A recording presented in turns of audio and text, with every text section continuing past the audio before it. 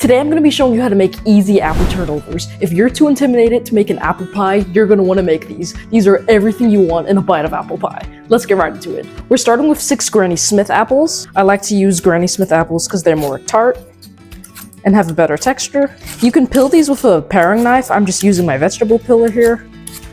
I told her to peel a little more off that. She claims when she cuts around it, there's going to be no skin at all. Yep. We shall see. We shall see. And now we're gonna dice up these apples. Just cut all around the core. Okay. You see that, Pill? You see that? Oh yeah, I missed. I win. I win. Now I'm gonna dice these into little cubes. Now that all the apples are diced up, we're gonna start with putting 2 tablespoons unsalted butter in a pot. Let these melt over medium-high heat. Now that the butter's hot, we're gonna add in all the apples. We're gonna cook these halfway until they start to get soft. Then we're gonna add in all the sugar and the other components. Hello, Sarah's channel. I'm on camera. This is my cameraman. Now that these are halfway cooked, I'm adding in a 1/2 cup white granulated sugar, a 1/2 cup packed with brown sugar, and 1 teaspoon ground cinnamon. Gonna stir this up. You shouldn't roast all this extra liquid, and we're gonna thicken that up with some cornstarch after the apples are cooked. Okay. You just wanna stir it every now and then to make sure it doesn't burn. Now that our apples are completely cooked, we're gonna thicken those juices with a slurry, which is 1 part cornstarch and 1 part water. That's 2 tablespoons cornstarch and 2 tablespoons water, and we're just gonna mix this up to make a slurry. Turn your stove down to medium and slowly pour in that slurry, and watch those juices thicken up. It should take about 1 to 2 minutes to cook after you add in the cornstarch. Once you see the sauce start to thicken, like this, you'll know it's ready. This is about perfect. Remove from heat and pour into a container so it can completely cool. You can let it sit at room temperature, but I'm gonna stick this into the freezer to hurry the process. Now for the puff pastry. I'm using this brand of puff pastry. For the pie crust, you're gonna roll this out. You wanna make sure your counter is dusted with some flour so it doesn't stick on. Just some all-purpose regular flour. You're gonna roll this out, not too much, but we do want it to be thinner, about 1/4 inch thick. So I'm gonna cut this in half. Gonna cut this in half again. We're gonna take our filling, which is now completely chilled. We are gonna spoon that right in the center.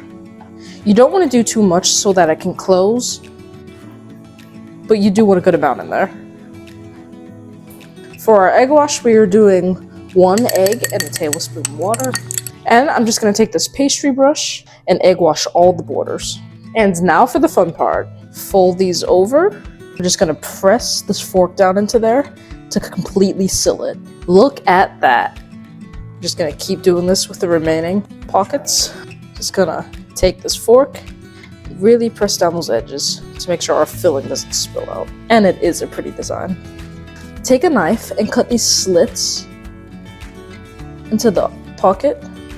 I used to think this was just for design purpose, but this is actually so the crust doesn't become soggy, because this allows the steam to be released from the filling.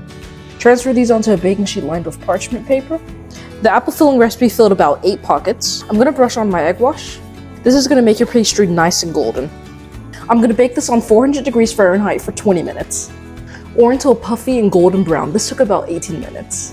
These smell amazing. While that's in the oven, I'm gonna work on the glaze. It's just 2 ingredients, powdered sugar and heavy cream. I'm just gonna pour on about how much I think I'm gonna use. That's about a 1/2 cup of powdered sugar. And I'm just gonna pour as much as heavy cream until it's the right consistency.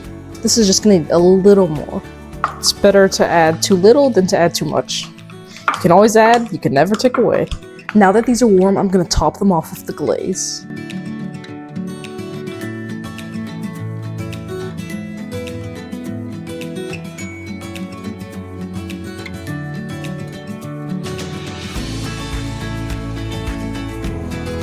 And now it's time for the best and easiest step, the taste test.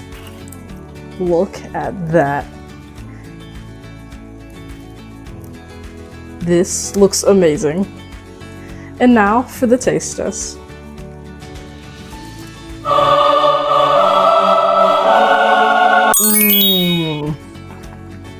That is amazing. The apple pie filling is just a burst of flavor. It is so perfect, it is so delicious. That crust is just so flaky, so buttery. This is delicious. I always say this, but this one is a must try. Go try this. The most important step after the taste test is subscribing for more easy recipes. See you next time.